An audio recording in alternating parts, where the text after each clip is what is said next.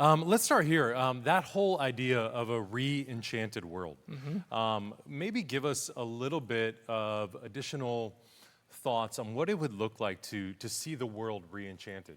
You know, we're walking right back into our work weeks and school and life and jobs and everything else in between, but we are living in just this secular this mindset. And what would that look like for us to experience that, to live that out, even starting tomorrow? Yeah. Well, I think of Spurgeon, who talked about some people walk by the ocean and they just hear the waves. Some people just hear wind. But a Christian who knows that all these things have been made by our Father, they hear music.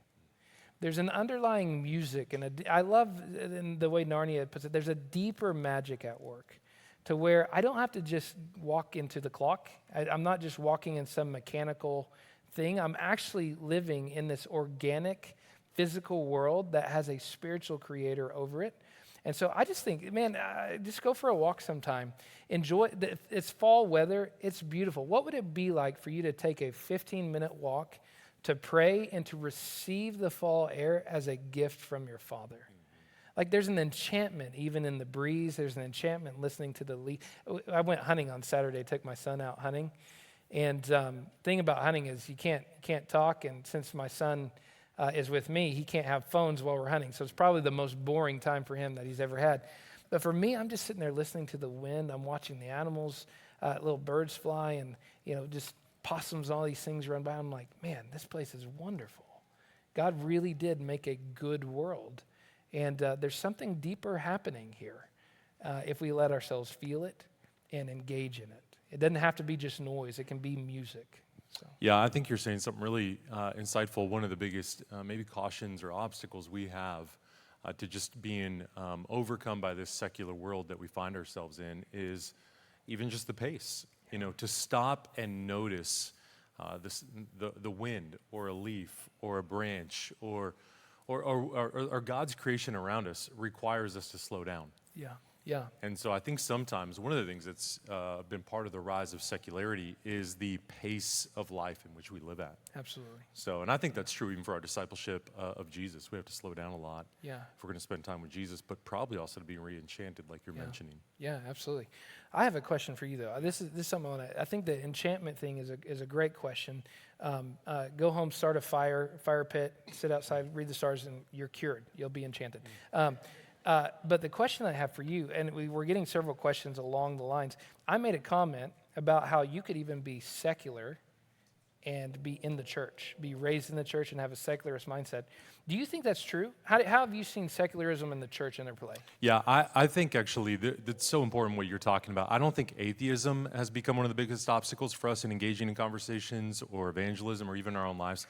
I think it's anthropology. So not atheism, but anthropology. When the human is centered, the human is not meant to live for themselves, and when they do live for themselves, they end up by themselves, and yourself is never enough to satisfy. And so it is possible to be a Christian and still, or to claim to be in the church, to claim to be a Christian or a follower of Jesus, and still have yourself at the center. You'll hear us talk about Stonegate, a God-centered theology. And I think what we're saying in that is what has the most mass in your life? What has the most weight in your life? It's actually another way to describe the glory of God, weight. Like what gets the most weight?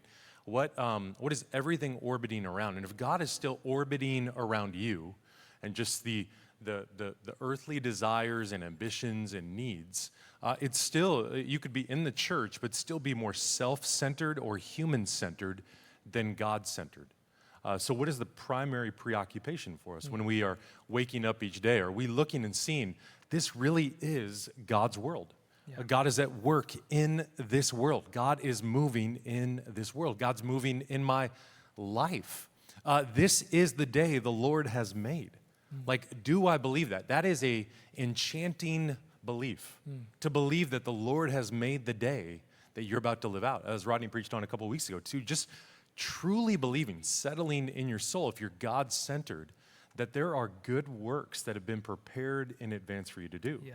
Rather than, you know what, it's just another mundane, repetitive day, driving into the office, I'm going to complete the same rote tasks. I'm going to go through the same boring mechanical motions over and over, and it's void of meaning. Yeah.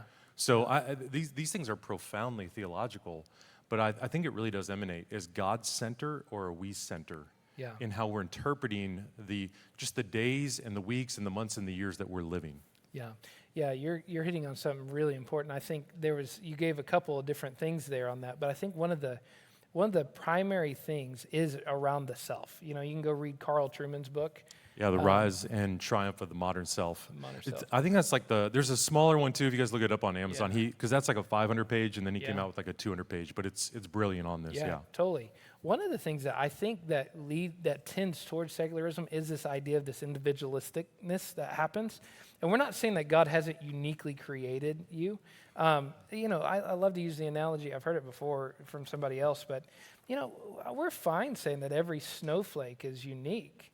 But you're just as unique as every snowflake, so you're not unique. There's this idea of like all the snowflakes are unique that were made by God, and yet we're interconnected as a whole. So we're not trying to tell people that your individuality doesn't matter. We're not saying that. What we are saying is your individuality is not the main story that's happening. It's a piece of the puzzle.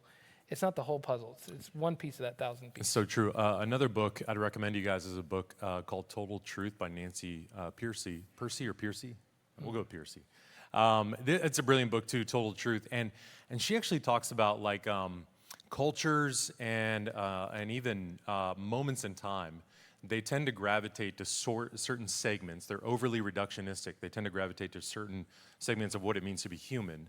And Justin's really was teaching on even a lot tonight, even the Enlightenment, which was the movement that was led by a guy named Rene Descartes. His famous phrase, "I think, therefore I am." And what he did in that moment is he located the primary truest thing about me is what I think. Mm-hmm. What I think. And I think the Enlightenment has still been haunting us in some ways. We go through life and we think that the primary and truest thing about me is what I think. Yeah. And, if you go back to Augustine, he was making the argument that actually the truest thing about you is what you love. And so there are some conversations here too of, it's not that we're saying we want to be anti-science or push back against science, but we just want to be whole people, that you're taking into account what you love, what you think, what you believe, what you have trust in, all of those facets of what it means to be human and not be reductionistic. That's right. That's good. That's good. Let me ask you another question. So we have seen just the rise of some of those voices like a Dawkins who you're mentioning tonight or a Jordan Peterson. And some of those voices have talked about what would it look like as you're living as though you are a Christian or as God exists. Like, why not just do that? Like, maybe you've come to the conclusion of going, you know what? I don't know if I really want to go all the way with Jesus as Lord, but I love that cultural Christianity. I love what it's done to form the West and civilizations and cultures, and it seems to be a better alternative than maybe the meaninglessness of secularism. Yeah. So the reality is we get a lot of people right now falling in love with the shadows of Christianity. That's how I explain it. It's kind of this idea of we like the Christian life, we like the Christian virtue. As Christians, we're teaching things like compassion for one another, loving your neighbor. All those things are a really good message to people, and they love that. One of the things I think that is in the work ahead of us in evangelism is to press the issue. If you like the shadow's only good if there's a substance, right? The shadow's only good if there's a substance. You're treating, like Jordan Peterson, you're treating this all as myth, but the myth is only good news if at least most of it's real, right? So this whole idea of Jordan Peterson, fascinated with Genesis, fascinated with this story and believes that the story is transformative to live a flourishing life. He's teaching people you should live according to the principles found in the Bible, and they're all myth. And I'm like, well, there's a lot of other myths out there. I mean, there's totally. Other religions that have really great mythology, and yet you've chosen this myth over the mythology of the Greeks or the Egyptian mythology, the Babylonian mythology. You've chosen this one. Well, why? Because it makes better claims? Well, why does it make better claims? At the end of the day, this has got to be more than myth, and you've got to anchor it down to at least reality if it's going to be good news. So if you love the shadow, you've got to love the substance. You can live the shadow life all you want, living a good life and trying to replicate Christian principles, but what you're going to find is it's still thin. because it's just a shadow. Yeah, and I think you're right. Like the equipping moment that I hope we all walking away with a little bit is like, let's find gentle but also clear and compelling ways to press these issues. Press into the places where there is some inconsistency or people are borrowing from a Christian heritage to still say, I want to keep this as part of my worldview, but I want to get rid of the rest, and help them see actually, no, it all goes together. I can't just say I want to keep some of the cultural influence or maybe even morality, but I want to get rid of other parts of it. But it's a whole package system if you're going to buy into it and you're really going to believe. So I think that's part of it too. There's a book I'd recommend by a guy named Greg Koukl that's called Feet Firmly Planted in Midair. And he's making a joke, obviously, of like, you will find people in this cultural moment. I remember talking to a college student in Seattle years ago when I was pastoring at a church up there. And he had just the most passionate convictions toward justice, toward what was right and wrong, toward equality, toward how people ought to be treated, all of these things. And really what I discovered, as strong as his convictions were, his logic for them were about as thin as tissue paper. Yeah. So just one quick question of, well, where are you grounding that? Where are you getting that? Because secularism, naturalism, is not going to get you there. And I think it's fair for us in those conversations to point it out. That's right. That's right. Yeah. Okay, I've got a few other questions here for you.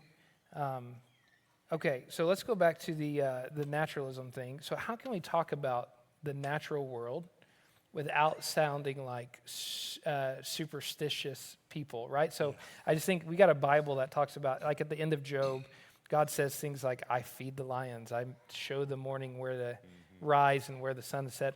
All that. How do you engage in this highly scientific world that has a lot of natural law? How do you engage with that as a Christian who also believes that God is governing all that? Yeah, I think another book I'd recommend is The God Hypothesis by Stephen Meyer. He did us such a favor in going back and looking at some of the biographies of some of the most noteworthy scientists that we'd all know.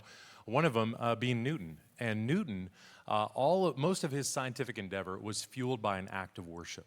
So genuinely believing and thinking, I am trying to understand the how, but the how does not tell me the why.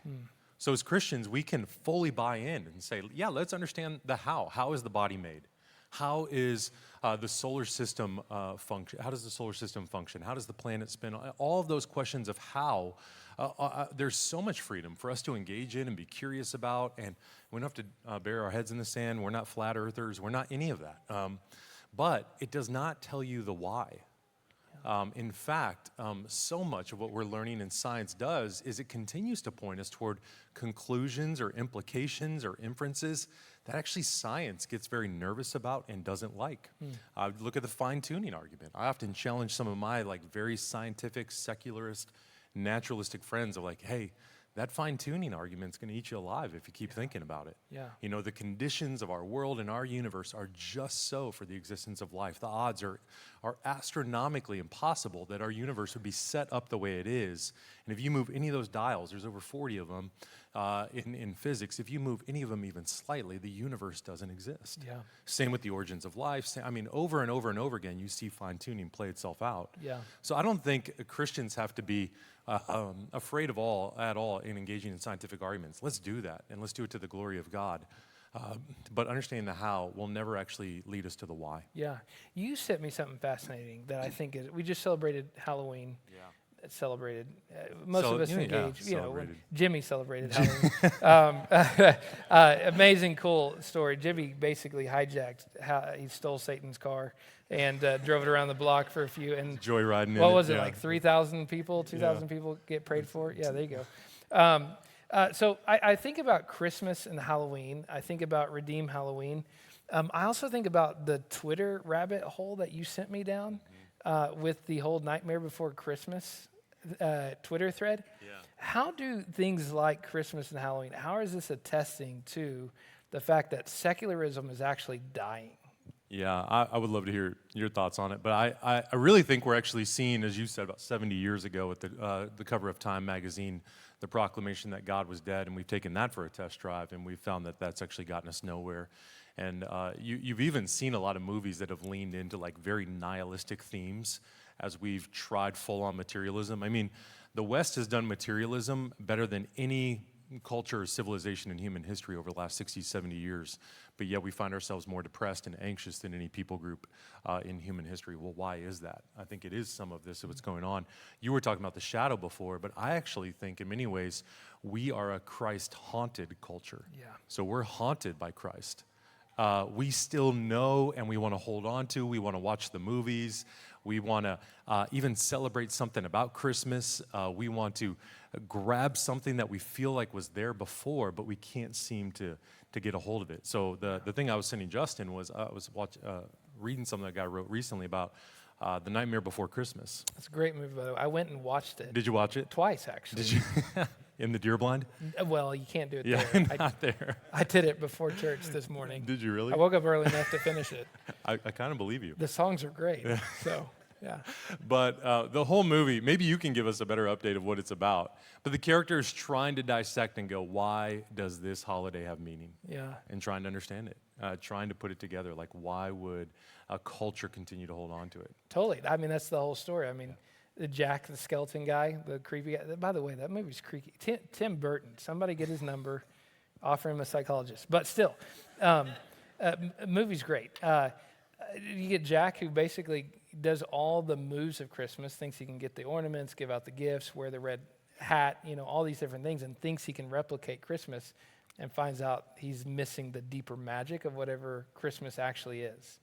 And I was like, the whole point of that Twitter thread that you sent was that's essentially our world, right? We love we actually are kind of secretly loving the spiritual in many ways, and we're revealing our craving for the spiritual in many ways. Halloween is one aspect of that, where it's like, is one of the reasons why that night among many of them are more spiritual than a lot of others, where people think about death and afterlife and ghouls and ghosts and zombies and what's it going to be like when you die and all that kind of stuff.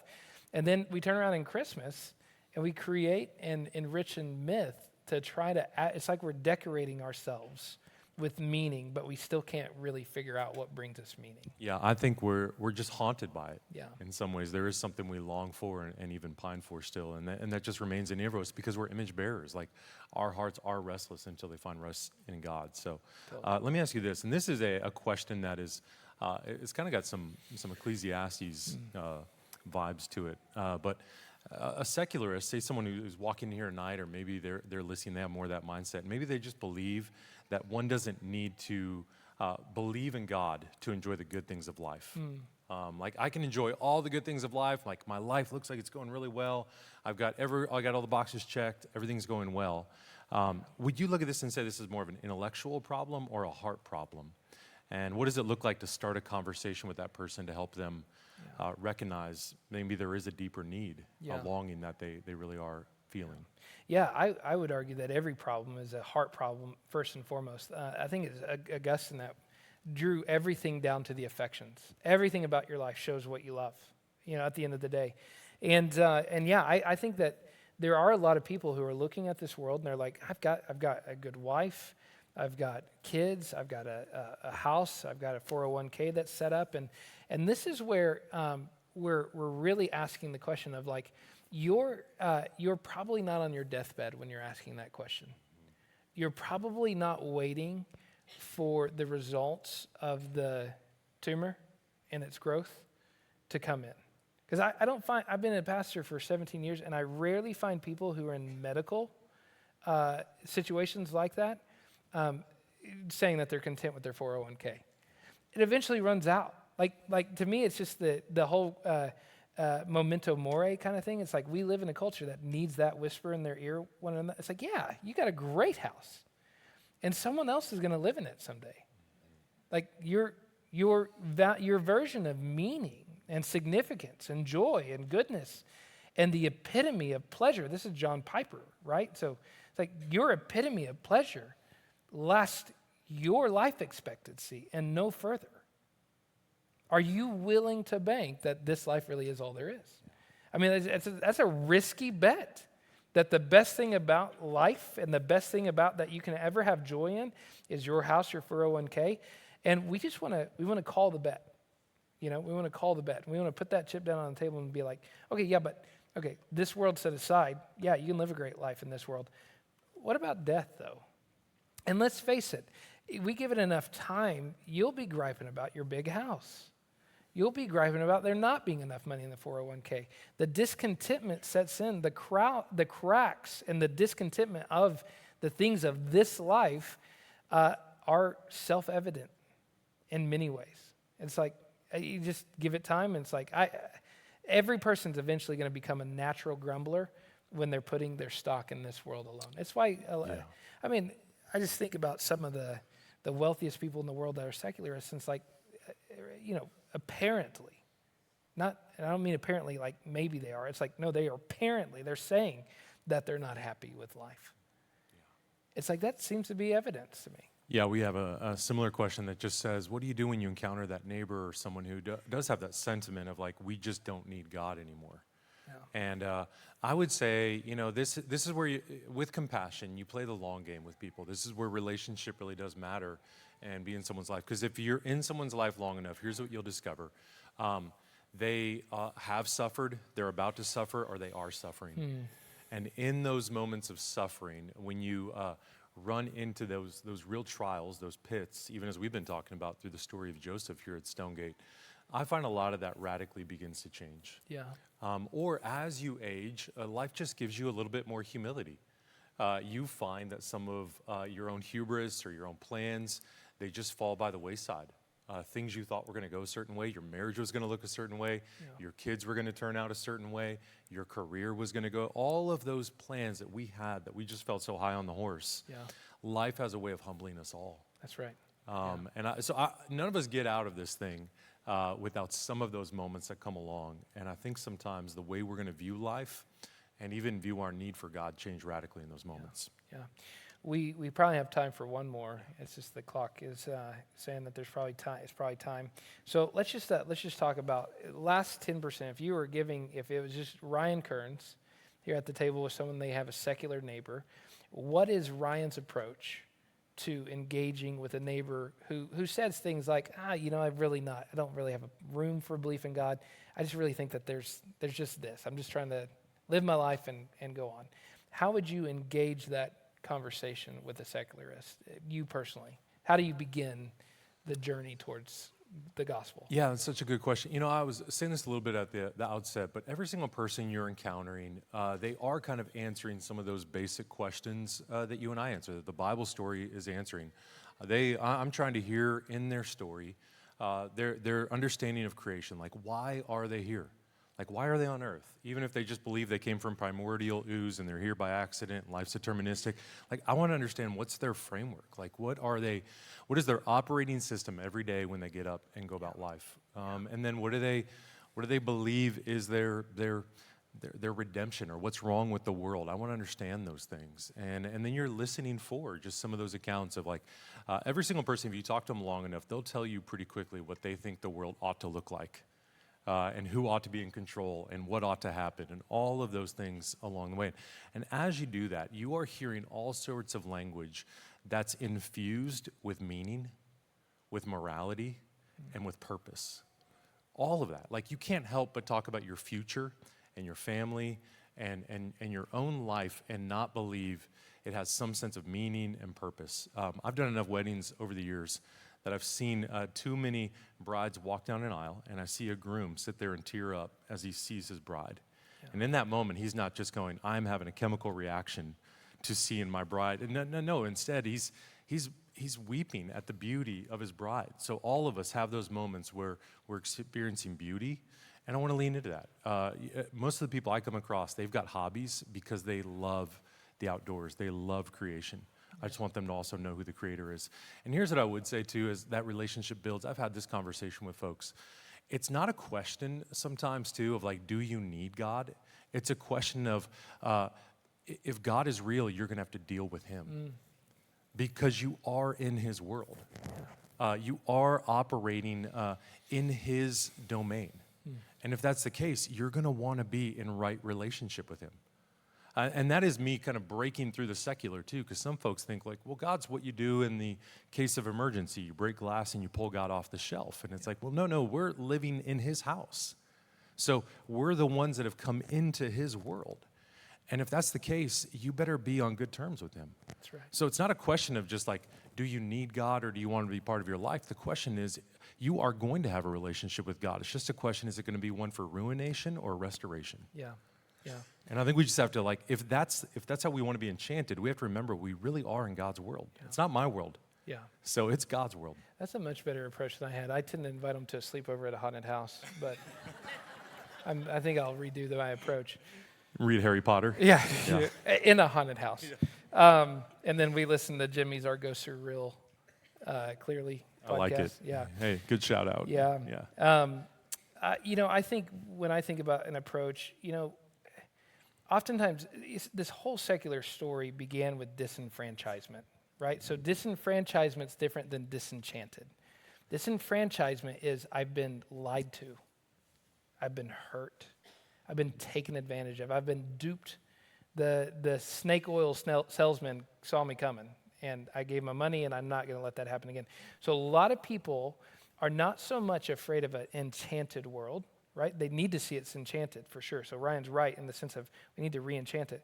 We have to remember that the whole story started with abuse that was highlighted with people who had given a false gospel. So one of the ways you can re-enchant a secularist worldview is to let them see an enchanted Christian. An enchanted Christian. We want to be enchanting people, don't we? Like, it's like, what kind of person would it be just like when you enter the room, people are like, something magical is happening with this person. Like I don't feel the same way as I do around other people. So if you want to help bring people back into an enchanted world, you need to invite them into that enchantment, but you've got to be enchanting. And if you're grumpy, cold-hearted, angry, you're just not going to be that. So we begin by giving them an enchanted experience of hospitality. I love it when people walk in my house and they'd be like, nobody's cooked for us like this. Nobody's really offered us, it's like my fridge is your fridge. You can have it. I want it to feel, that's the whole point about evangelism as hospitality. You're going to experience an enchantment in my house that you don't experience out in the world. I want you to walk out of here thinking that that's really special. And if all the things you had passed judgment on, like people just don't do this anymore, if that was wrong, what else can we find you were wrong about? And we'll get there. All right, so that's my encouragement to you. It's a good word.